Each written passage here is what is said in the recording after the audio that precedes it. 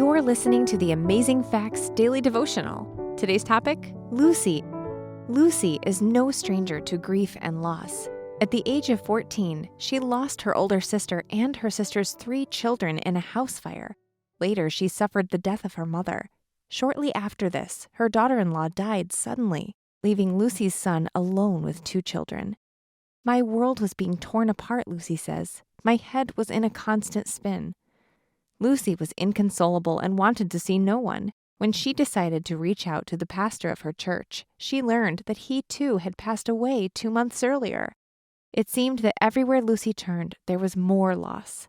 I had no relief from my pain, and I felt I had no one to turn to, she recalls.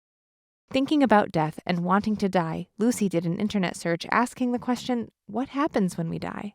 The search took her to an Amazing Facts website where she found the answer to her question. Pastor Doug's explanation was so soothing and comforting to my troubled and damaged soul, she says. I was able to live again. Even though Lucy's mother was Catholic and her father was Jewish, neither of her parents taught religion in the home. When Lucy found the Amazing Facts website, she found words of comfort which helped her cope with all her losses. I'm the youngest of 8 children, she explains. We were never raised with the truth, so everyone went their own way. But when I found God's truth, I wanted to share it with my family.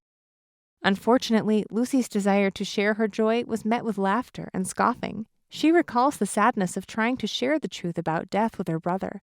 Her sister-in-law squelched her brother's interest by convincing him to believe in reincarnation and ghosts. When they left my home, I had tears running down my cheeks. Amazing Facts has been the glue that keeps me in the fold of God. From despair to peace, the Bible truth about death brought comfort to Lucy's heart.